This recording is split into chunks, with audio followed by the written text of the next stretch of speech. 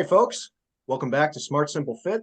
Today, I have the pleasure of speaking to Sam Shethar, an incredibly jacked, incredibly strong, and knowledgeable lifter. He's very young, but he's very accomplished for his age.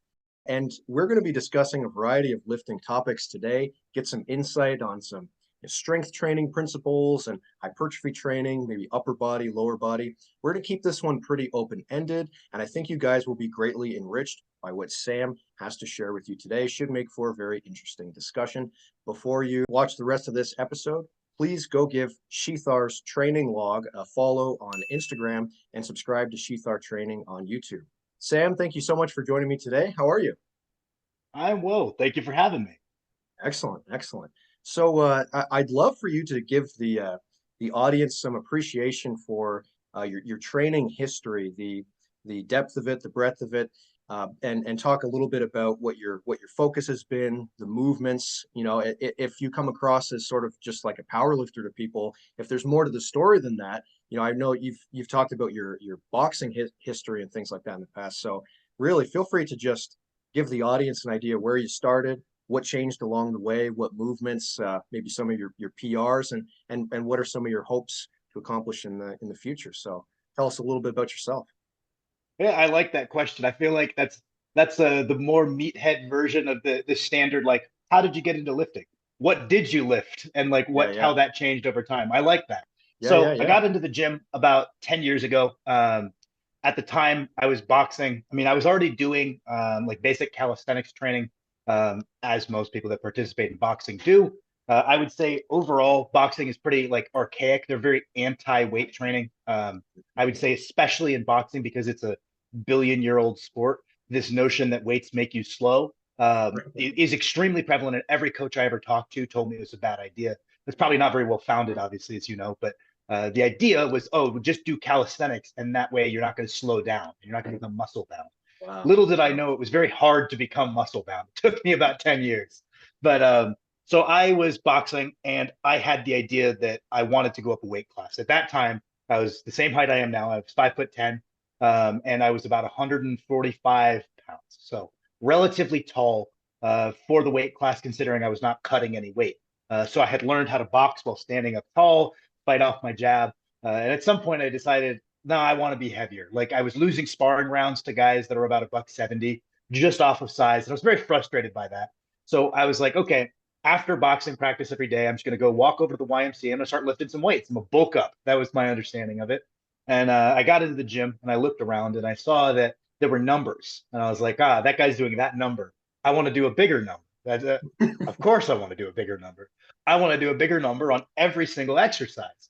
And I'm a pretty like obsessive kind of person. So it's like the second I stepped in the gym, I just like in it like inundated my whole life with like listening to podcasts and trying to learn like how do I program? What is my exercise selection? I fell in love with strength training. Like right away, it was never really like getting jacked was always like a byproduct of these numbers that I was chasing to be numerically better than everybody, which looking back was a little silly in a YMCA filled with like elderly people and teenagers, but I was hell bent on getting the biggest numbers. And I definitely had a pretty quick propensity towards it. Like I remember always being relatively strong without really doing much to earn it, like very relatively. But I would beat the other kids in middle school at arm wrestling.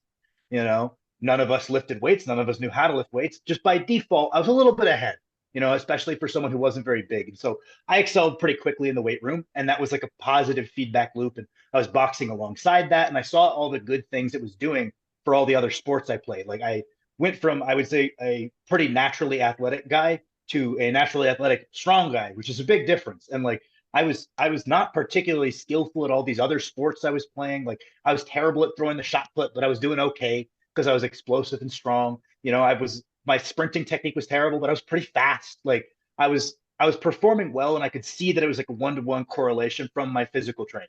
I would get up in the morning and I would jog for about an hour, because that was just a habit that was established for boxing. Again, it's pretty Totally. archaic. The idea is the only way you can get in shape to fight is road work, which the road work is not specific. There's nothing magical about it, but that is like the culture. Is the only way you can be in truly good shape is to run. Nothing comes close to running. So I ran and I just got shin splints and I just kept running and I kept getting shin splints and I kept running. So I'd get up in the morning, I would jog for an hour, I would get out of school, and I would either go to track or boxing, depending on the season. And then as soon as I finished like 1 to 2 hours of track or boxing, I would then hop on the public bus and I would go to the YMCA and just like pump iron until I could not move anymore. And then I would go home and eat whatever my mom made for dinner. And that was like, I was like, it's like a holistic training routine. I've got my sports, endurance, I've got my strength. And despite probably pretty suspect programming, I got stronger and stronger and stronger. And then somebody sent me a link to like powerlifting. And I was like, oh, that's interesting. You compete in the numbers, right? And I was like, that sounds interesting to me. So I entered my first powerlifting meet way, way back in the day, back when I was in high school. I did okay. I think I benched like 300 pounds.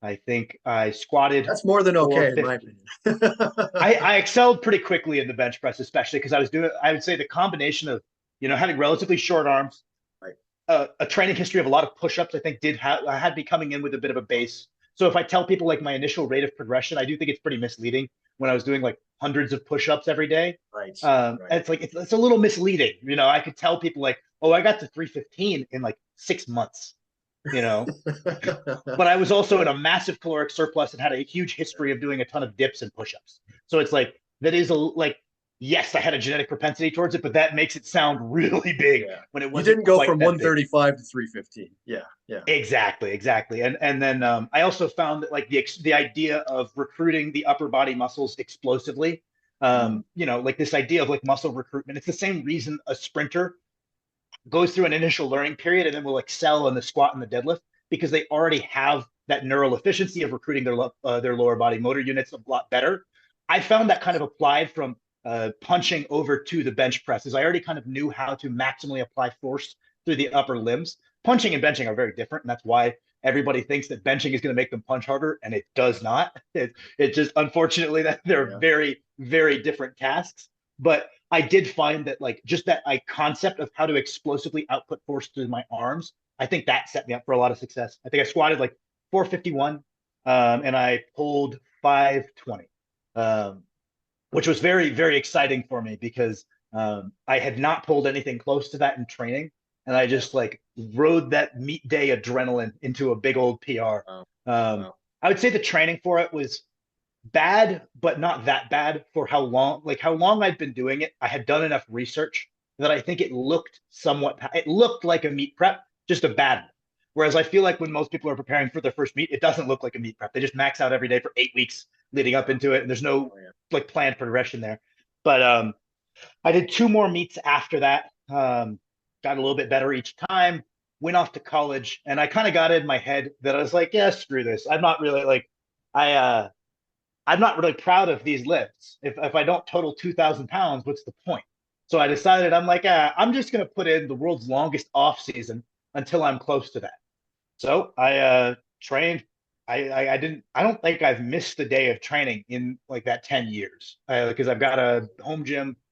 And so I plotted in 4 years through college of training 6 days a week as hard as I possibly could and eating as much as I could every day. And I really like to emphasize, like, I have given this everything I've got for about 10 years.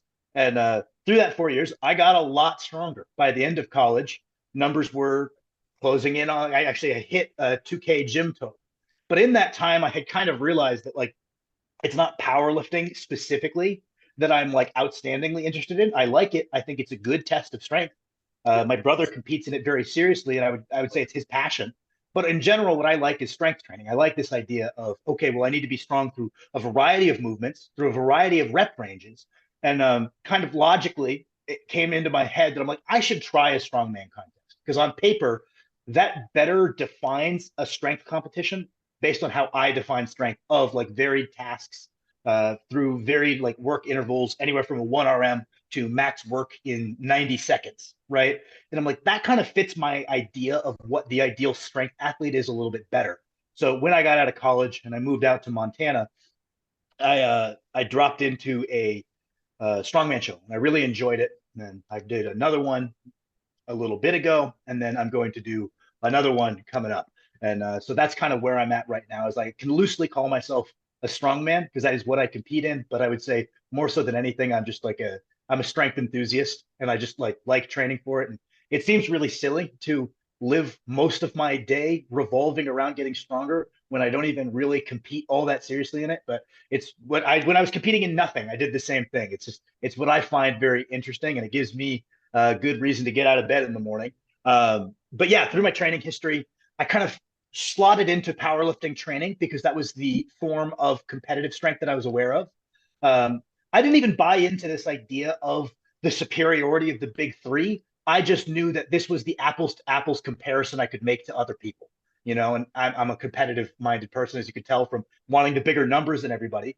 So I was bench pressing, 3 days a week pretty early, which I think was another reason that led to my initial success, is I wasn't really dogmatically put into that 1x per week bench frequency that lots of the old school guys advocate for, because I was told I worked at a gym that was run by a former national and world champion drug tested powerlifter. His name is Bull Stewart. And in the 1980s, he pulled like 821 or something. Legend of powerlifting. Every time I talk to someone else who's been around for a long time, they always say, "Oh, I remember Bull Stewart. That guy was a freak." And he would lay into me every day about how I was overtraining and how I was going to die by squatting 2 times a week and benching 3 times a week, and that I was a fool. And it's like, man, I don't see it. I respect you a lot, Bull, but I feel fine 2 days later, like 100% fine. My joints feel fine. My muscles feel fine. My like holistic fatigue feels fine. I'm going to bench again.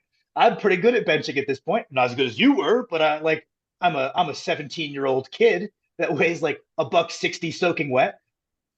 It's working pretty good. I'm pretty good at this. Like, I don't know. I don't think I'm on this road to ruin. So I think that like getting into benching early on top of my natural like proclivity towards it, really, really kind of accelerated that one. And through my whole training career, my bench has been my best lift. I think a little bit of that is a self-fulfilling prophecy, is when you see an initial bit of success, like you can see this with like Bromley with his overhead pressing, you can see this with other guys with their deadlifting, is when you see that in a little bit of initial success, like, oh, this is the lift that I'm genetically geared towards. Mm-hmm. People then start to get like the ego of, oh, I'm a good bench presser. I'm shit at the deadlift, but I'm a good bench presser. I'm going to learn more about how to get even better at it. And they start really pouring into resources how to get even better and even better and even better at the thing that naturally came to them, because that's where their confidence is coming from. And it leads to them being even more of a lopsided lifter, which I was for quite a while, because you're putting so much resources into the thing that comes the easiest to you. And I think you could make a really good argument that you should probably get away with doing a little bit less because that thing comes easy to you, and dump that training economy into, for me, that would be the deadlift. As a guy with a longer torso, the shorter limbs, the longer lever, the shorter arms, it's just mechanically a lot less efficient. I have to move it further, so I have to put more work into it. And I initially dumped a lot of my training economy into the bench press. And, I rode that wave up to 405, and then I hit my first 440. And then I had it in my head that anything less than 500 is trash. And then I got 500. And now I've got it in my head that anything less than 600 is trash. And I'm up to 560. And I've kind of backed off of it a little bit because it doesn't help for strongman. And I need to make sure that I'm as good of an overhead athlete as I am a bencher. I'm going to continue working on my bench press because 600 sounds nice. But I definitely managed to allocate a more reasonable amount of my training economy to it. I got into squatting. I think one of my big mistakes was getting straight into low bar squatting, because that was what I heard powerlifters did. And I think that it made it so I didn't have the fundamental understanding of the squat that I probably should have had. I think it would be, you could make a good argument for learning like an Olympic style squat first, learning this leg dominant pattern, putting muscle onto the legs. Because I find, especially looking around the gym I train at now, that's like a powerlifting gym, a lot of the people that started low bar do have a very bad fundamental understanding of the idea that this should be primarily legs, and then we're moving the bar lower to assist, like shorten that lever arm. Yeah, we're using our hinge, but we can't just hinge up the weight, or we're always going to be behind the ball in terms of our leg strength. So that was something, like, I was pretty upright in my low bar because of my build, but I think I could have had a better understanding of back tightness and bracing and positioning had I started high bar. So that was a mistake, but I put in my volume, and that's always been the one that's like very hard for me to develop, when on paper it should be easy for me. Based on my build, people say, oh, your squat looks like beautiful, you're upright. And I was like, just because you're upright doesn't mean it's good, unfortunately. But on YouTube, upright means good. So everybody's like, oh yeah, your squat looks great. I'm like, it must not be that great, because goddamn, it's hard for me to build up. But that's been like a passion project of mine forever. I pulled sumo up until, how heavy did I get sumo? So I would use conventional as the accessory the whole time, and I would do this very narrow stance sumo, like the frog stance. Oh yeah, like the narrowest of all frog stances. And I pulled that stance at my first meet just because based on the shorter limbs and the longer torso, just felt better to get my legs into it a bit more. Um, I know I pulled my first 500 sumo. I think I pulled my first 600 sumo. And I pulled my first 700 sumo. And then I pulled my first 800 conventional because I was like, oh crap, I can't do this in strongman. So I had to take this big step back and learn how to brace properly because I was coasting off of the fact that I'm explosive and I would really just yank it out of the bottom position, coast off of that through a lockout. And that didn't fly when I switched to conventional. So that's been a long road to really develop my conventional deadlift. I pump a ton of training economy into it because it comes so difficult to me. I'm up to 820 now, and hopefully Amazing. in 2 weeks I will be chipping that because I'm in a peaking phase for this training cycle, and the goal is somewhere between 825 and 835. I like to think the 835 might be there, but I'm on the long slog to beating Yeah. max to 880. Well, Am I I going to remember cheat? watching, I think it was a Large Lads episode. Great series, folks. Go watch the Large the Large Lads episodes on Sam's channel. You guys were talking about how I think it was the goal was usually something like 5 pounds for 10 weeks of training. Is that right? Yep, yep. I think that's still like at the point Max and I are. If we really like dot our I's, cross our T's, that's what we can expect. And if you go above and beyond, 10 could happen. Sometimes like we will opt out if the training leading up to the end of that 10-week training cycle isn't looking favorable. It's enough weight that you could easily get hurt. So we just opt out. And it's like hard work is seldom wasted. It's not as though the effective training we did over the 9 weeks leading up No, to that didn't do no. anything. We'll Yeah. just capitalize on that next block. There's no reason to try to force it. So that's kind of the game Max and I play is if things are going well, we usually look to secure our 5 pound PR. Maybe we opt out if it's going bad and look for 10 next time. But that's kind of the rate of progression that we're chasing. And then with like a lot of the athletes that I coach that are a little bit less advanced, Sure. yeah, realistically, if you're crossing your I's and dotting your T's, we could chase 10 or maybe Yeah. 15 if someone's like Mhm. relatively new. And that's a very good rate of progression. You know, it's like when someone's super early, you know, you'll see plus 40 in a 10-week training cycle, but Yeah. that's not really something I would put out there as an expectation because then the next one after that, it's actually down to like 10, 15, you know. Um, and like sometimes I'll get someone who's like got an athletic history, so they know how to push themselves, even though they're very new, and they kind of understand how to eat and sleep because of their athletic history. And then they can ride out like a couple of plus 30 pound like PR training cycles in a row. But that's fleeting, you know. So it's like really we're looking at kind of tapering our expectations realistically and then like planning accordingly, right? So it's like if Max hits a 5 pound PR, we're running that same training cycle verbatim with slightly increases in loads. If he falls short, we make some adjustments. If he does really good, we run it again. Yeah. Um, and that's kind of the same thing that I've done. It's just these incremental 10 every 10 weeks, 5 to 10 pounds. You know, I never hit these big 40 pound POs. I see guys on Instagram hitting, you know, obviously I'm no fool. Of course I've got good genetics, right? I wouldn't be where I'm at if that wasn't the case. I'm not ignorant, but I see the rate of progression of some of these other very good athletes and I am astounded because I see people who are like, yeah, I've been powerlifting for 2 years and I'm totally 2000. God damn, that took me 10, you know, like I'm there, but it was not the same process. So I'll like log in and see someone hit like a 40 pound PR while already being a strong athlete. Like, that's great for them, but that was not how it worked for me. It was just repeated efforts of refining my process. And if I fall short, I need to take a good look at myself. Did I fall short because of the program or did I fall short because I was not doing what I need to do outside the gym? Redouble my efforts, get the 10 pound PR next time over and over and over and over. And you can't have this idea of like, oh, I lift because I hate myself. You're just going to burn out when life doesn't suck. If you're like, oh, I hate my life, and that's why I train. What happens when your life gets better? Are you going to quit training? You know, like the number of like angsty 18-year-old dudes I've coached that were like, oh, I train because I hate myself. They get a girlfriend and they just stop training entirely. Yeah. Pathetic. Yeah. That's really sad. He's got the hoodie on and a scowl and That's so cringy. Like you yeah, gave up yeah, on yeah. the thing because you got a girlfriend. That's so embarrassing. Keep training. What are you doing? And then Yeah. yeah, And so it's like it's reasonable just people will these be repeated supportive of your efforts. goals. Yeah. Reasonable Absolutely, people will be especially if you supportive. present them reasonable. You know, Yeah, totally. Yeah, yeah. because I think that's where some people go wrong. Is like, yeah, there's going to be people who aren't reasonable who don't support your goals for sure. We all have some people in our life that maybe don't really see the point and express that they don't see the point. Yeah. But reasonable people, if you present it and you say, hey, I know this objectively doesn't really mean anything. I care about it a lot though. They'll say, oh, that's cool. I'm glad you have something to care about. That's how Yeah. reasonable people tend to interact with one another. But yeah, dumped a bunch of training economy into the deadlift just to try to chase this progression. I'm trying to beat max 880. I'm doing it. I'm pulling out all of my dirty older brother cheating tricks. I got a Yeah. deadlift bar. I've got the bumpers on the deadlift bar. I got the straps. I'm letting it down in my fingertips. I'm going to hitch the heck out of it, but I'm beating to it by whatever means necessary because I gotta be the first through Well, it. That's my if you goal. gotta box him and go toe to toe, just to Oh, I'm taking out his kneecap hurt if he his gets recovery. Yeah. exactly. If he hits 860 before me, I'm gonna take out his kneecap. So he's got some rehab to do. But and then I added in overhead press because I was like, okay, I've been training to power lift in some form over a long time since basically the beginning of my training. About halfway through college, which I don't know, 3 4 years ago now, I started working on my overhead press because I'd done some vertical pressing as an adjunct to my bench press because I found that having a little bit of vertical pressing would just check the box and it kept my shoulders relatively healthy. I agree. But I had some shoulder issues from really badly throwing a javelin with no training, and it like kind of gave me these persistent issues. And I found, okay, if I do face pulls often, challenge external rotation, I'm doing a reasonable amount of pushing and pulling in the vertical and horizontal plane. It feels good. So I had always done a little bit, but I would often just do like seated dumbbells.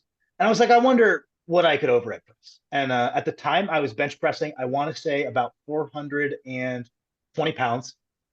And I think I couldn't do 2 plates on the overhead press. Not too surprising. If you don't have the upper back musculature that you need, even Hmm. if you've got that general strength in the front delt and the tricep, there's a pretty pivotal part of overhead mobility and overhead stability across the upper back. Like I would argue that the upper back is just as important as the triceps and the shoulders for having a Well, and strong overhead. I see this all the time. Like I've even been helping my friend, not like in a coaching way, but just helping him get in shape with his exercise. And he's training overhead press, and he feels that fatigue in the upper back, right? Like the trapezius pulling down on the shoulder blades. And yeah, you need to have a jacked back to help your jacked shoulders. It's not Yeah, just the yeah, and shoulders. I like it's almost like when I'm writing up someone trying to increase because I do coach a lot of strongmen now. If someone's trying to increase their overhead press, just like how we might conceptualize the bench press. Okay, we do our specific training, and then we have three primary movers that we want to address. We got the pecs, the shoulders, and the triceps. Mhm. I swap the pecs to the upper back when we're looking at overhead training. I would say it's not just the stabilizer. It's you're not going to make the rep if we don't have sufficient strength You're to the gonna upper fail. back. So it's in Yeah. that regard, it's very, very important, right? So it's like that is going to be a lot of our accessories, just like how the pecs are super relevant to the bench press. I would argue the upper back is almost as important to the overhead press. So I got into it, and I think I failed 2 plates, and I was like, that's not good. I got to fix that. So I went on a rampage of training it so hard, so badly, with so much layback. And I think it took me 3 training cycles, and I hit the ugliest 315 anybody has ever hit. Like just full laid back, pressed it up, stood up, like beat my chest a bunch because I did 3 plates. Looked Did it hurt? horrendous looking Did it back hurt at to it. do that? Uh, Not in the moment. That night, my back was pretty stiff, I would say. That was kind of what I noticed when I was training the overhead press with laybacks. I'm not a fan of it just because I don't want to have to manage. I thought we were doing a vertical press. If you're not doing like you're just doing a weird incline press. Like that's yeah. And I just don't like having to manage any extra axial fatigue because we're already working with very limited like training economy and recovery for the lower back when we're training squats and deadlifts and RDLs and front squats seriously, let alone with strongman when we're picking up stones and sandbags and carrying it. Like, good lord, Yeah, like lower back training economy is worth its weight in gold. That's a it limiting is. factor for Oh, you're almost so right. everything. I'm Yeah. not wasting it on some strict presses. Are you kidding me? So, but I used to do that, and I would notice that my back would be a little stiff. Never hurt myself. Never was too bad because I did prepare for each weight. I did logical training. You can build up any position to become relatively safe because all of the tissues in the human body adapt, blah, blah, blah. You know all this, right? But like muscles, tendons, bones, they all increase in density in response to stressors. So it's like hypothetically, yeah, we could get pretty safe at any motion if our training leading up to it is logical. But the question is, should you? Right? Yeah. And the answer was no. So Yeah. I got up to this 315. I backed off it for a little bit. I did see some returns to my bench press. I got up from 420 to 440. And I found the biggest thing was my good reps weren't any easier, but my margin for error increased because in my mind, the shoulders contribute largely to that horizontal travel of the bar. Um, so if I missed my bar path just slightly and I had this big surplus of shoulder strength, I could easily fight the bar back into position. That makes Uh, sense. Whereas it didn't make that big of a difference when I was really like in the groove with the bar. I don't think the demands on the shoulder, like I don't think I was getting that much returns. But then, I went super rage ego mode again, and I went all the way up to layback 375 on the overhead press. A little bit less layback than the 315, Yeah. Yeah. but still not pretty. Around that time, I don't know why I did that 375. I think it was truly just ego lifting because I was doing relatively clean sets of 4 or 5 with 3 plates without a ton of layback. And I should have Interesting. just stuck to that, but I got it in my head that I'm like, I'm closing in on that 405 overhead press. I'm gonna get it, and that's still a goal, but I want to do it a little bit Well, cleaner. 315 So for reps is fantastic to be pretty strict. What body weight were you at when you were doing this in the 375? the about the same as now, about 255 to 260. But So still, I mean, um, well above your body weight, right? yeah, For reps. yeah. When I hit that first 315, I probably weighed about 225, Right, 220. right. Um, something around there. And like, including this vertical pressing, even though admittedly I did it very badly, did a lot for my physical development because I think I told this story on my response to one of Paris's videos. Um, that I was always very thick front to back from my training when I was just doing a lot of squatting, benching, and deadlifting. But I was not very wide. Like, and so I didn't look outstandingly strong unless you knew what to look for. If you knew what to look for, you'd say, "Oh, that guy has very developed erectors and legs. That's a strong guy." But if you didn't know what to look for, people you would assume that like your average gym bro was significantly stronger than me because I didn't have big arms and I was not very wide across the shoulders. And what I noticed is when I started including this big emphasis on vertical pressing power, I got quite a bit wider just from the overall development of my shoulder girdle and my traps from the overhead press. It made a very staunch difference in my development. Now, is that the best way to get that development? I'm not going to say it is. I'm not a bodybuilder. I could imagine getting equally that much wider, maybe with less wasted training economy, just doing a bunch of, seated machine Yeah. presses, lateral raises, rear delts, like a more There's traditional approach. But I options. can tell you what it did. Yeah, I can tell you what it did for me. And I got a hell of a lot wider and I started to look a lot stronger. Recently, something I've been experimenting with is placing a little bit more emphasis on my vertical pulling strength. It's never been something that I've put a ton of training economy into because I was already good at it, pull-ups from boxing, and then I got good at weighted pull-ups pretty quickly. So I was like, okay, well, I'm good at these. What's the point? Um, I'm messing around with it now as like one of these central developmental movements to push, not for a 1RM. I'm not really concerned with what my weighted pull-up and chin-up 1RM is. Yep. I'm not a street lifter, but I'm trying to Hmm. get the benefits of the exercise. So maybe all the way up to a 3RM, I'm concerned with, like anywhere from 3 to 12 rep PRs, volume PRs at different loading ranges. Yep. And that's been interesting because it's definitely filling in a hole in my development. Now, if filling in that hole in my development is worth it or not is something I'm going to make that judgment call in probably about 6 months of Interesting. continuing to work on this. But Interesting. the idea I have in my head is for strongman, we have some things that are events and some things that are key develop, like the general development movements, and some things that are both, right? Like the deadlift is the quintessential example. Is Oh yeah. deadlifting in training is the best thing you can do as a strongman, and we also compete in it. You Yep. can just do reps, and it's a great exercise, and it's something you compete in. So it's like two birds, one stone, boom, pow, awesome. Um, then let's say you raise that height of the deadlift until it's like mid thigh. That's an event. It's a test of strength, but I would not say it's a great builder of strength anymore when you're just jamming your knees under it, doing like a hands and thigh lift. I don't know if that's a good developmental movement. Something, I don't know, like what another good, like a duck walk, not really a developmental move. You could argue the carries are both events and developmental movements. And then you've got some things that you use as your developmental movements that you don't actually compete, like a push press from the rack. I've never seen a push press from the rack other than the Flintstone lift at World's Strongest Man, which is, I don't know why I defeated my own point there, but it just about never happens. We're never taking something to rack. We're almost always taking it from the floor. But it's a great developmental movement. Just like how a weightlifter doesn't compete in a squat, but they know that doing volume on squats correlates with the physical traits of a good weightlifter. We've got some ideas of these exercises. Yeah, we don't compete in them, but they correlate with the physical traits of a good strong man. So I like to squat.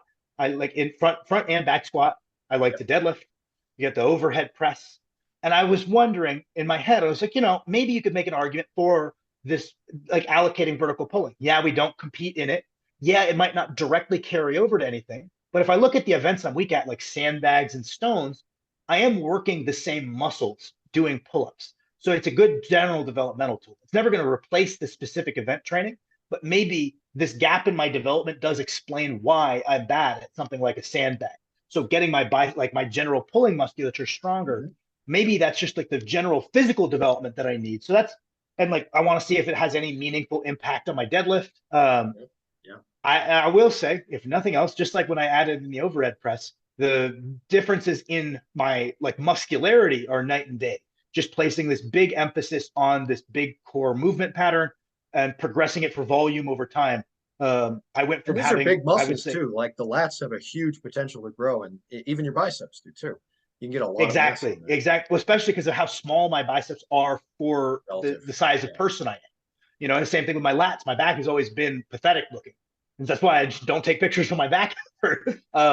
And I've noticed that like I've put on a tremendous amount of development. Now, whether that's going to carry over to the things I want to carry over to, and whether I'm going to keep doing it is something that I have to appraise. But I'm not going to complain that I look stronger, like even if even if it didn't help anything. So that's kind of the current experiment, is like just adding in this extra class of movement. And then, you know, the only other thing, like you've got, you could break up human movement in like in training at least into just like a couple of categories. You know, if you got upper body pressing and pulling, more vertical. For me, it's more vertical playing now, a little bit of horizontal playing, pushing and pulling. You've got squat pattern movements, you've got deadlift pattern movements, and you've got carries. So the only other component of my training that needs to be worked year round that I didn't early in my training career was this idea of moving with weight. And that's the other thing that I'm working a good bit on, because just due to training history, I'm way ahead on the deadlift and the squat and the bench and the push press. Not so much. I'm not so good with my legs yet until my knees can hold up for a training cycle without getting angry at me. But I'm ahead on these things, and due to a lack of training history and vertical pulling and carrying, those are kind of right now the things I'm emphasizing the most to try to catch up a little bit.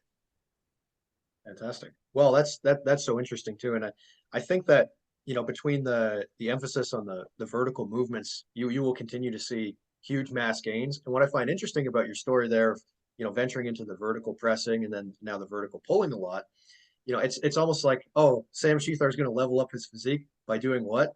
Another foundational movement and getting really strong at it. It's like more strength training got you more jacked.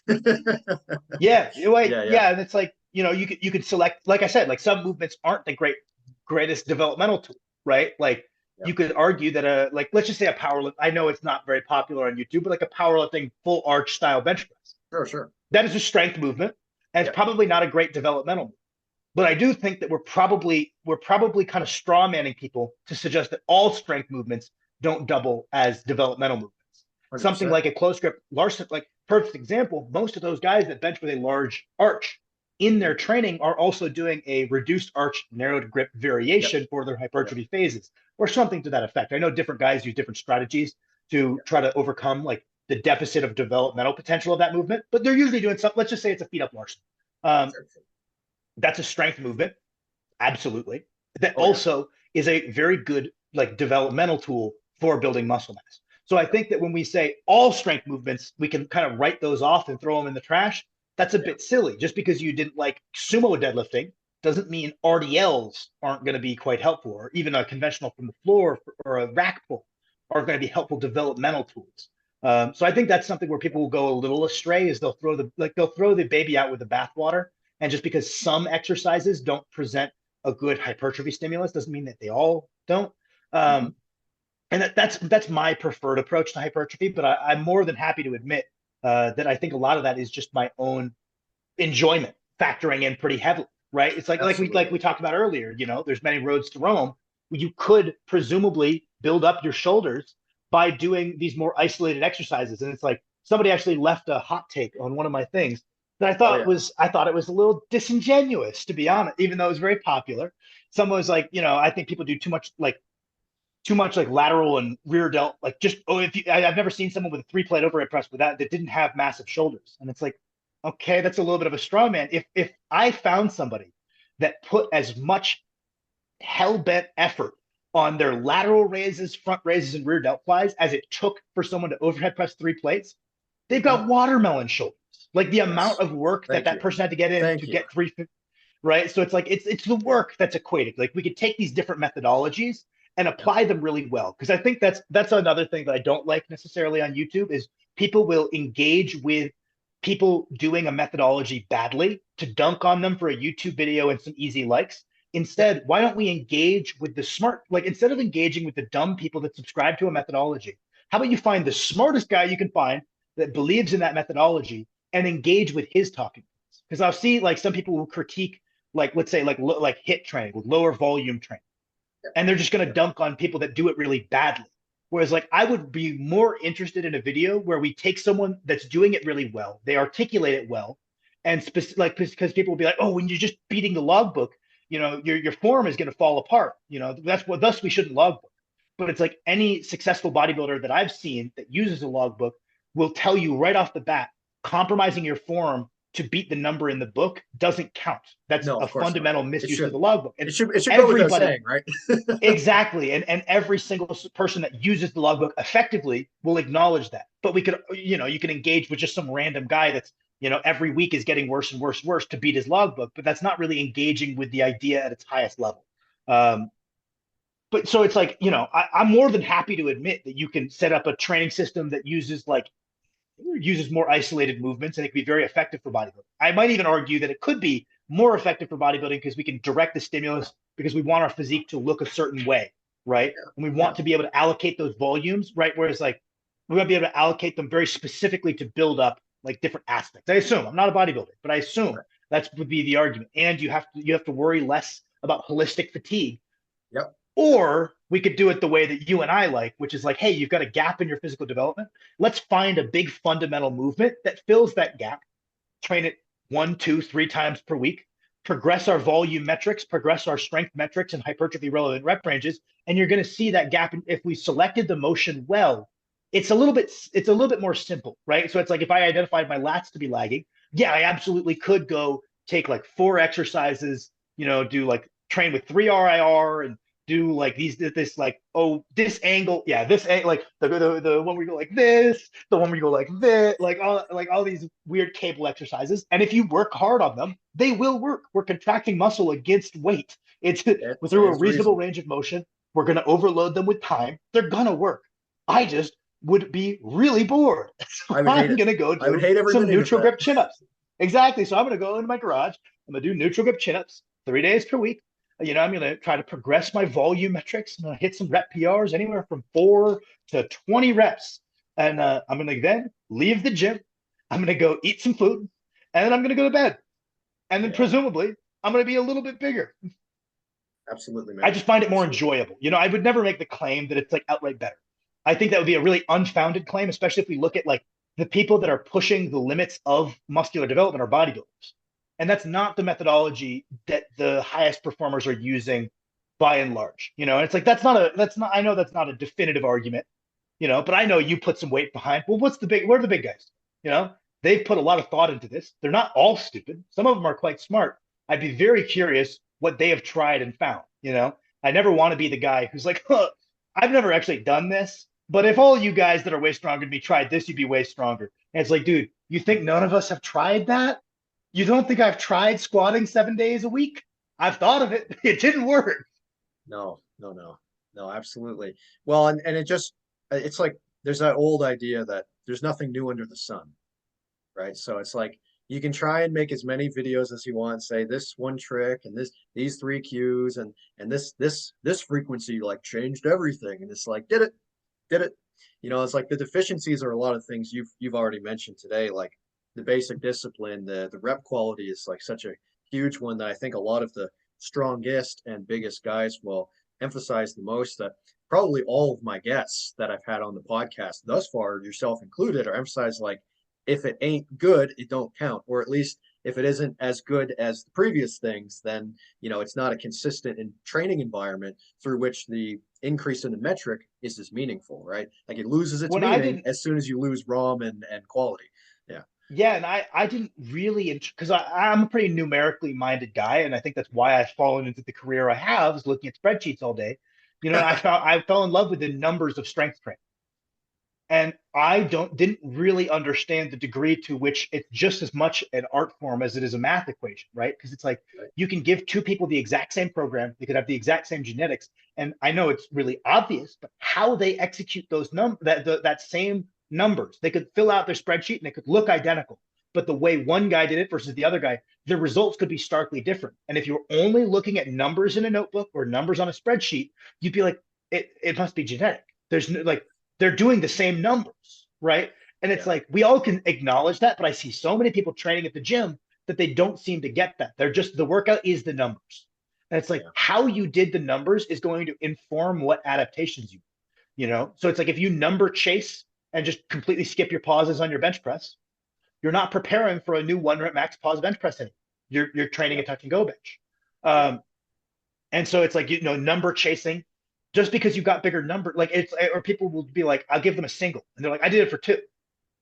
It was a single for a reason. I know that you think more, because it's like, that gets you. I think the problem is understanding doing more with time is fundamentally how you get better. That kind of separates the people that make it out of the newbie phase and the people that Yeah. don't, right? And so but like, then you have to back away from that a little bit. You know, you Mhm. can't just be like, I'm just going to add numbers every time and then beep, Yeah. boop, bop, boop. It's a calculator and I'll get stronger, because that was something that like my girlfriend had to realize, because she was like, she sees me doing Yeah. numbers all day and she would Yeah. do Yeah. her program. And it wasn't until she ran through the exact same progression scheme. Volume was identical, loading ranges were identical, and just did better technique. And she hit like a 30-pound PR. And That's the amazing. profile of the training was identical. So I'm like, you see, like, it's, you know, that needs to hammer home.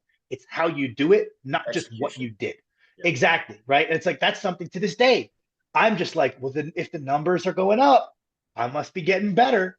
Like, Yeah, yeah. Well, and you know, you hit something so fascinating that I thought is really important for the audience to take home today. You were talking about your training and Max's training, where you know when it comes up to the end of that cycle, the 10 weeks, if it's not, if you don't trust your gut on that, or maybe I shouldn't say gut, but if you have good reason to believe it's not worth that 5 pound attempt, because like you said, those weights are very serious. They could hurt you, and you know that's a that's a takeaway message for the audience. Maybe they can't deadlift 800 or squat 700 plus like the Shethar boys, but even if your squat max is in the 300, you could still get pretty hurt from that, or deadlift in the 400s. So you need to say, okay, if it's not there at 10 weeks, what if I was just a bit more patient and 2 more weeks, 3 more weeks, 4 more weeks? You know, people can talk about deloads. We can address deloads later, but just a little more patience. And if it's easy, why would you not want to hit a nice, clean PR rather than this dirty thing that, like that layback, you're going to go to bed and be like, oh, my back. yeah, a lot of it, I think, comes down to like, what is authentic confidence when you're approaching a new 1 rep? You have delusional people that always think they're good for more, and you're Oh, like, yeah. okay, you have a clear bias, and we need to try to get that bias out of your head, you know. But usually, authentic confidence is built through knowing that you did the proper preparation. That's what confidence is, right? And like, I'm a big combat sports fan, and you'll hear like, that's, you think going for a PR is stressful. Imagine going and risking getting knocked out in front of millions of people. I can't imagine too many things much more stressful than that. And like, you'll hear this commonality among a lot of the more cerebral guys, which is just like, the only way I can be confident is if in that 10-week camp I didn't miss a single round. I did everything I needed to do. Then I will have that authentic confidence. And I find that to be, if you're doubting your ability to chip your PR, it's probably because you know you've been slacking something. So we should Mm-hmm. address that and come into that Mm-hmm. prepared. Now, there are going to be some people who are the opposite of the delusional guy who always thinks he's good for a 20-pound PR, no matter how many times he fails it. You know, there's going to be some people that habitually underestimate themselves. And I Yes. would say I fall into that category. I always am Oh, yeah. doubt, like, I don't think I've ever gone into a PR without thinking, there's a good chance I missed this. Oh, yeah. But you know, I have to look. But then again, it just comes down to looking back at that work and that preparation I did. I'm like, I believe that the preparation I did does lead me to believe this is possible. I'm going to remove my own emotional biases from this. I'm going to look at it, and I'm going to look at, like, on paper, on video. If somebody else did this preparation, would I tell them, hey, yeah, I think you probably Right. got that? And Right. that's kind of where you need to be at. Is if you wouldn't tell someone else you think you've got that, don't try it. Yeah. Like, Yeah. you know, training is always predicated on like training. You can zoom out and you can make it pretty complex if you want to, and it can get pretty complex, especially the more advanced people get. But really, you should, like, the quintessential thing is that every week needs to prepare you for the next. If you're going for a week that the last week didn't logically prepare you for, whether that Mm-hmm. last week was a pre-meet deload, whether that last week was 3 to 4% less load, you know, that this is a logical jump. The second last week was 20% less. That's not a logical progression. So it's like that's the first and foremost thing is did the prior week inform this being smart? The answer is no. Probably don't do it. Yeah. Yeah, it's like if you had to green light this PR attempt for your client or even your best friend who works out and you're concerned for his safety, if you wouldn't green light it for your client or for your friend, why are you doing it for yourself? You're just gonna trash yourself. You know what I mean? Exactly. And I think that a lot of it is this like survivorship bias of the people that make it kind of far into lifting are the ones that can kind of put those little bit of fear out of their head. They're the ones that want to do more every time. I saw a very good power lifter, Bryce Lewis, post about how he would much rather his clients be overshooters by nature than undershooters. Because Sure. most good athletes are the ones that want to do more. They really are chomping at the bit to get Oh after yeah. it, and the coach's job is to rein them in. That seems to be a Yeah. more successful dynamic, is having the coach hold you back. You always want to do more. That's a very good mindset Yeah. for a strength athlete to have.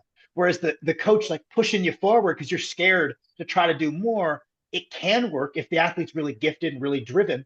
But I think that more often than not, the very ambitious athlete with the reserving coach is a better dynamic.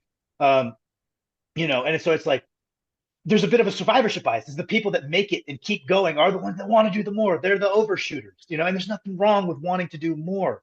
The problem is, like you said, if you would tell someone else, hey, you're being dumb, Yeah. you You really just know. need to You apply know. that knowledge to yourself. And people, I think a lot of the people, the problem is that people don't even ask the question. I don't even think they're lying to themselves. To be honest, I think a lot of the time they just never ask the question is this smart? Is this a good idea? They're just like, I'm attempting the PR because that's what I do every week. I get in the gym and I get after it. And it's like, that's gotten you really far. But at some point, we need to start asking that question of not just can I, but should I? Yeah. And you can't take your own like jokes too seriously. Like if you're like you have friends that are into lifting, you're like, I'm gonna hit that squat or I'm gonna die. And it's like that sounds funny and cool in the moment. You're just goofing around, but you shouldn't actually think like that. You shouldn't Yeah, actually yeah. think The like that. whole PR or ER, you're going to feel a real Yeah, yeah. idiot if you're in the ER for lifting weights. That's all I'm saying. Goodness, man. Goodness. Well, that's such a great way to put it, right? You put the reins on as a coach because yeah, it's like you want that person, that athlete who's a raging bull that you're going to direct, right? So that all that Exactly. testosterone and aggression can be guided, so that way it's productive. But if someone's just like this, like little Eeyore, it's really hard to put the fire of the passion for lifting or the numbers. You're a numbers guy. I am too. The numbers I just like obsess over. I'm always trying to, check the one rep max calculator to like, would it be reasonable based on this number of reps projection? Maybe a few weeks from now, maybe I'll overshoot here and then that'll be a safe PR. Like I'm always like fact checking myself with a one rep max calculator. I don't know how valid it is. It seems to work pretty well so far. I put a lot of trust in it, but as long as I do a conservative estimate, it seems to work. But if I have a client who's not passionate about numbers, hard work, getting the sweat, getting the juicy pump, getting big muscles, being competitive, like you mentioned earlier, or the fighters that aggression, that pure raw aggression, you can't really get that to some. And you can sit there and you can quote studies and you can talk about what's optimal. You talk about your favorite exercises, what good range of motion, how to program. You can give all that knowledge to a person, but if they're just going to like sit there and just not do the work, or like you said, undershooting when it comes time for PRs. I've worked with people in the past where the guy had been lifting in his 60s, had been lifting for quite some time on his own, but was just very hesitant to do like the next 5 pounds. And the guy had good technique, very strict, like everything was at an RPE or it seemed to be reasonably where, it was far enough from 10, probably above 5. So he's pushing himself, but he's got plenty of room in reserve where if he has to drop a rep or two, I say, hey, you know what? Take your time and master that weight level. You want to spend time there, go for it. And so when you have people who hesitate, they need a push, but are they going to take it? I feel like Yeah. they're less likely to take the push than that aggressive raging bull is going to allow you to restrain them because they don't need a lot of restraint. A little restraint on someone who's got the drive is enough to stop them from killing themselves, and that's pretty good. That'll get you pretty Yeah. far. Especially if they were aware enough of their disposition to know they needed a coach. Because Yeah, it's like if you are that hyper motivated individual, you can make it pretty far. You can make it really, I would go so far as to say really far. If you are like, okay, well, I'm just gonna go wild in the gym, but I'm also gonna be very adherent to my nutrition. I'm gonna be very adherent to my sleep, you know. I'm going to be relatively cognizant of technique, but I don't necessarily have the best laid out program. You can make it wildly, wildly far. Um, Oh yeah. that being said, people are going to realize, hey, the reason I'm not getting better is my lack of effort. It's a lack of structure. And I can't mesh this. I can't meld together this aggressive drive to do more with trying to be very cerebral about what I'm doing. I need to outsource that because I don't want to give away this side, and that's why a lot of coaches will still get coaches. It's not because they couldn't, it's because they're going to compromise on one side or the other. you know it's like if you're constantly, I mean, I know it's a theory, but like the whole idea that mental resources are finite, right? We only have so much willpower we can exhaust in a day. If we're putting all of those thoughts into coaching ourselves, we're putting less thoughts into being the best athlete we can be. I think you're And right. what you need to do to perform well is to put all this, okay, I'm going to do a little bit of mobility because I know I've got the squats tomorrow. I want to make sure I'm drinking my water. You're always thinking about how you can maximize that next training session. If you're still in the process of, is that next training session what I should be doing? If that's your thought process, you are inherently taking a little bit away from that like dogged, I'm going to be the best athlete I can be mentality. So they outsource it. And if you know to do that, you're probably going to listen to the coach. Now I've had guys hire me and then just disregard my what I say and then get after it. I'm like, okay, don't waste your money. I'm not going to take your money. I'd feel bad if you're just going to go off program every time. Like, yeah, it might be cool to cash a check for a program that's not even being followed, but I feel a little bit bad, even though it's your fault. But also a quick thought on the 1 rep max calculator. So I use a 1 rep max calculator a bit. I don't necessarily use it to predict what someone can do. Mhm. Once I have an athlete for more than one training cycle, we can kind of get a general sense of what would mean they're good for a PR. We could just make video to video comparisons, right? So it's like the 1 rep max calculator to me isn't necessarily supposed to be your means of gauging what am I going to go for a single.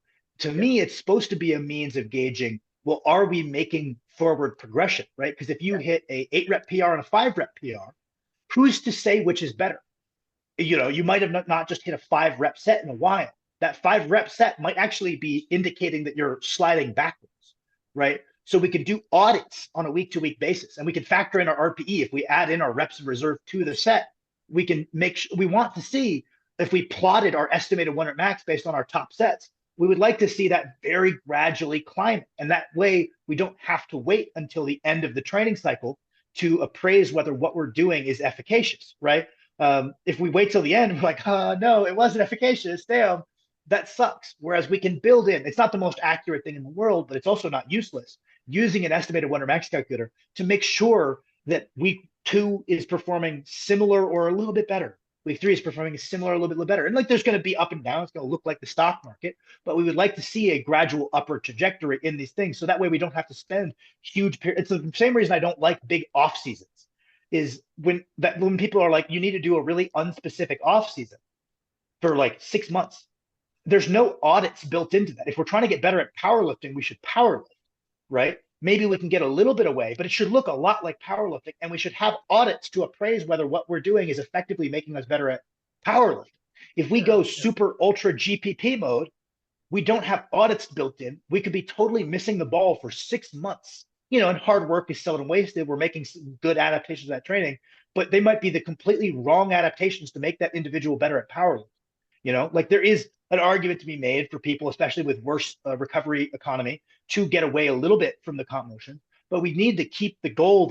But so I use the one. I think the main two things I use the 1 rep max calculator for are that week to week appraisal to gauge kind of our trajectory and Oh yeah. have Absolutely. more often check-ins. Yep, like especially if you program, like let's say you program one of your athletes off of a top set, that's gold. That's our check-in right there. We don't Got it. need to test singles that often because they're taking, even if it's got 1 or 2 reps in reserve, we can add that 1 or 2 into the calculator and we can see whether they're trending well. And the other one I like to do is accessories, where I would never have someone max. Um, Instead of just saying like, hey, go in and do, like, let's just say we take a belt squat, right? Oh yeah. Uh, You're not going to win with Instead of, yeah, never, right? That'd be a very bad idea. You're a legend doing 1 rep max leg presses, but no one other than you would do that. So let's say we got a belt squat, right? Um, I could tell my athlete, hey, come in based on the general idea of what I think you need to get done. I would like you to do 3 sets of 8 to 12 reps at RPE 7 for some extra squat volume. that would be a very effective training session. A lot of the time, I don't really trust that athlete to progress that with time because they might not, or I don't like trust them to follow that RPE. So one thing that you can do is you can use a percentage progression on an accessory like that using an estimated 1 rep max. You know, they hit a set of 12. I say that projects out to a 500-pound belt squat. Sure. I don't know if they could do a 500-pound belt squat or not. I don't We're not going to try it, but exactly. I don't particularly care. But we've got this idea that effective hypertrophy training for strength training is done in the 60 to 75-ish percent range, right? Yes. So we're just going to set up a nice little linear progression for it. Across that training cycle, we add 2% per session, 60, 62, 64, 66, 68. So that load is going to progress for them. And I know it's going to stay within the right loading range because we do have a rough estimate of what their maximal strength is. And we can stay within this effective loading. And as we go and they hit these rep sets, we can update the estimated 1 rep max. And that way it can kind of be done, rinse and repeat indefinitely. Now, they don't need to chase overload, right? Because that's not their primary objective. Chasing overload too hard on an accessory can yield some good short-term gains, but it's not really something you could do for it. Your rep quality is inevitably going to decay if we're going all out trying to always beat the books. What we're really trying to do is, you know, like we're just trying to approximate tossing it into the right general area of difficulty. Go home, eat, and recover, right? And Mike Tusher has a quote that I always love, which is like, people always like to present training as, I'm sure you'll like this, training as though you're a machine and X input is always going to lead to Y output, right? And that's just not how it works. You have like, it's biology. You have to think of it more like a garden, right? We're just trying to provide the proper environment to see the adaptations we're looking for. Maybe we try adding a little bit more water. Maybe we try making sure there's a certain amount of sunlight, there's a certain temperature. We're trying to create an environment so the body moves itself in that direction. The training breaks us down and makes us, obviously you know this, but I like always saying it. The training breaks us down and makes it weaker. What's making us stronger is our body adapting. So our goal is to create an environment that drives the body's adaptations in the way we want. Yeah, we're driving ourselves away from homeostasis. But like people aren't extremely muscular and strong by default. You can't just sit on a couch all day and look that way. We are driving ourselves away, but it's the body that's doing it.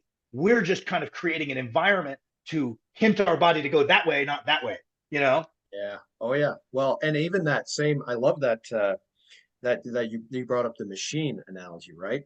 And I think it goes even beyond the biological aspect where there's a lot more going on to it. This self-replicating, you know, living amalgamation of cells and systems and organs. You know, even in the machine analogy, when you have that reductionist view of what a machine is, even that doesn't work because rust. You know, the chemical composition of the fuel that's used. What's the you know, is the oil old? It needs to be changed. Like there's road conditions, weather conditions. There's things that will make a reductionist view of even the purely mechanical things not work because, you know, theory doesn't always match reality. You know, you have to take in much more into consideration before you get a proper idea of how things work. Yeah, yeah, and you know, it's like oftentimes, really, you know, again, like the problem is people aren't asking the questions. Because I believe most people that watch your or my videos, if you've made it this far into the rabbit hole of informational content on YouTube, you know what you're talking about. Like to make it this far, you've seen enough that you've got the resources within you already. The question is Exactly. a lot of the time that we're not asking the right questions. So it's like, let's zoom out for a second. If so let's just say my goal is to be a big, strong guy. If I zoom out and I ask myself, if I picture really hard in my head, what a big, strong guy, what would he eat? If you eat that, you're going to become a big, strong guy. How much would he sleep? A lot. What would a big, strong guy like? He would be in reasonably good shape. Or like, you know, I don't want to be a big, strong guy in bad shape. He would do a little bit of aerobic work. What would his training look like? You'll probably come to something in your head of what you imagine a big, strong person's training would look like. If you are a reasonably informed person, we should be trying to emulate that, scaled to us. Totally. Of course, Yeah. everything is progressive, right? Just like we wouldn't jump into Ronnie Coleman's diet, right? Because you couldn't handle and process that amount of food. You Oh can yeah. build into greater and greater amount of foods. I was actually just listening to that old Stan Efferding video about like train your metabolism. And there's a reasonable amount of things he says in there that are a little pseudosciency, but in practical application, this idea of, hey, we're going to progressively overload the amount of food our body can handle, and we're going to need to do so to become bigger and stronger and bigger and stronger. gradually the amount of clean food that we need to churn through in a day is going to go up and up and up. It's progressively overloaded, just like the training to some degree. Unlike the training, there is a pretty concrete upper cap. You know, you're not really going to see people going past a certain threshold. Whereas like training, we're trying to progress indefinitely. There's a certain amount of food you probably just aren't ever going to need to eat unless you're 7 feet tall. But the same idea applies, is that we can come up with these ideas of, okay, well, a strong guy, or like the ideal strong guy, the coolest strength athlete I can imagine, he would be good at X, Y, and Z motions. Well, you should start training those motions. You know what I mean? Like, we can go a long way just by asking these questions, because if you're watching this, you have been exposed to enough info to probably have a more informed approach to your training than what you're doing right now. And that same thing applies to me. I'm not trying to talk down to anybody, I could have a more informed approach to my goals than I do right now. The problem is I'm not asking enough questions to myself and calling on all of these things that I have consumed. Same thing to basically, I would say anyone watching this, is if we really sat down and we wrote out everything we do outside and inside the gym, and then we mentally reset, and I told you, hey, this is your buddy Steve's plan. You're like, yeah, Steve's messing that up. He needs to fix that right there. Most of this is good. This is pretty good stuff. But he's like, that's not, he's leaving a little bit to be desired. And you could spot it right away if it was someone other than yourself. So a lot of the time is not applying what we know, but we know enough to get a good bit better than where we are a lot of the time. At least the people that watch these videos, right? Whereas there's other people at the gym that are on the opposite side of the coin. They're at the upper ends of what they could do with what they know. They need to go watch some videos at some point, and they could get even better. Like the fact that they're performing that well with that little, like I've met guys at the gym. I'm like, wow, it is really impressive that you got this dang strong without these fundamental grasps that a lot of us take for granted. It goes to show how far effort, like really dedicated effort for a long time, can take you. But like, damn, go watch some videos, dude. If you're going to be in the gym for like 8 hours a week, do yourself the service of like half an hour of informational content to make that like go further for you. If you're going to be doing the work either way, do it right. Fantastic. Yeah, that's a great way to put it. Now, here's a controversial hot take. Maybe this is a bit of a hot take. And Okay. this is like a spoiler into it. I want to make an intentionally bad program, put it out to the public, explain in a video how to execute it, so that way you get the most out of bad exercises, bad programming, just to demonstrate that hard work and like reasonable critical thinking will get you pretty far. Just a spoiler, if you've seen some Athlete X videos, it's probably going to include some exercises that he's advocated. I might even make a separate program, exercises that are pretty reasonable, we would think, that he hates. And I might call that the I've Iron got Graveyard program.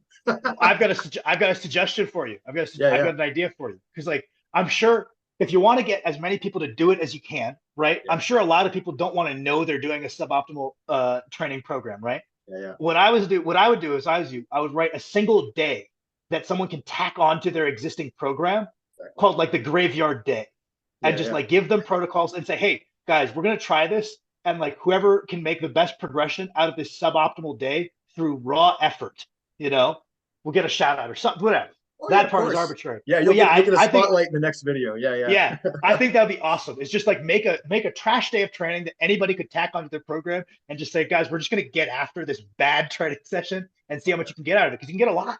Yeah, Because like yeah, that's yeah. Like I quarter see rep people on squats, half rep on leg press, waiter curls with the one dumbbell like yeah this. Like, the yeah, one why like the not? half rep waiter curls, the chest, like the Oh, squeezing the two plate plates press. together like this. Absolutely, man. Absolutely. Uh, yeah, well, because I think that's a lot of the time people will kind of, they're not missing the plot. They're right. They're informed, right? So they'll see, I forget who it was, but some like big influencer, juiced up bodybuilder type of dude was like released his training program, and it was dog water. It was really bad. It was just it was just like it was basically just pump chasing. It was all it was. Yeah, yeah, yeah. And people were like, damn, it's crazy that people that are this good really just don't even know how to train.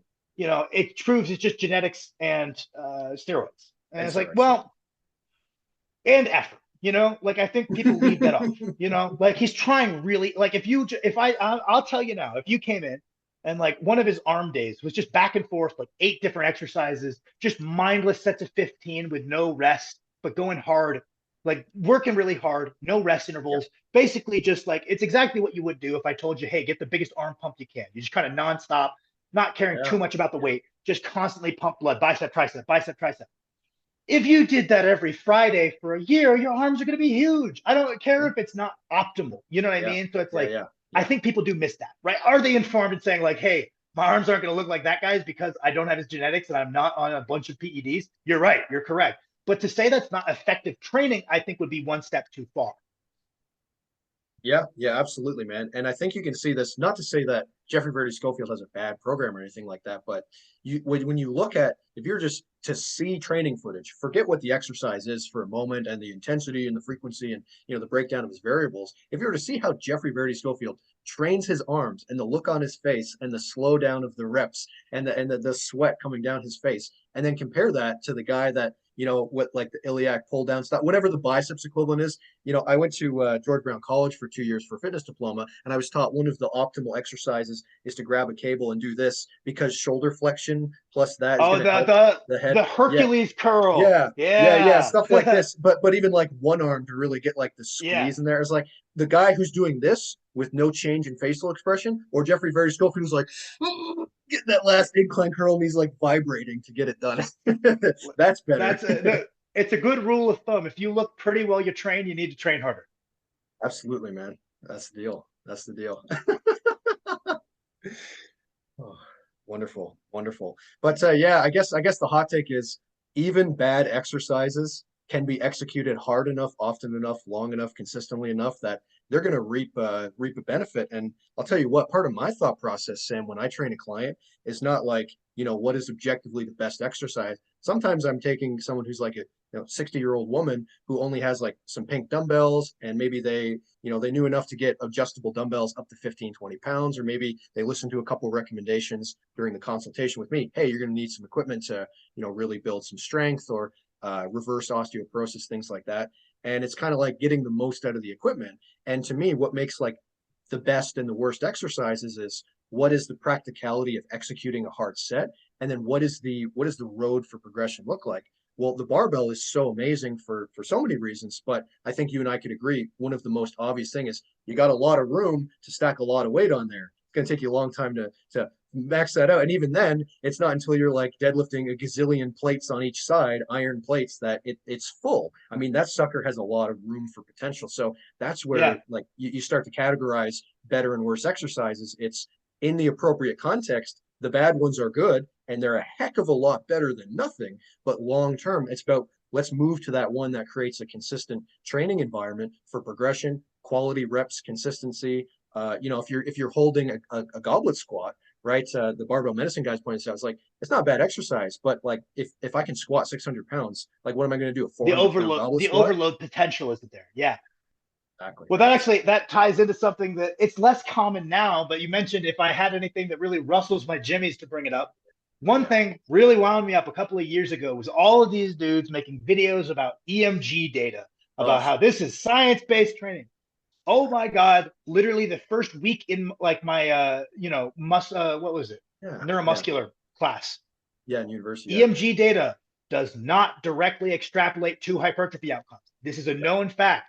Don't make videos saying EMG data directly extrapolates to hypertrophy outcomes. This is not the optimal science-based program. We could get into what that might be.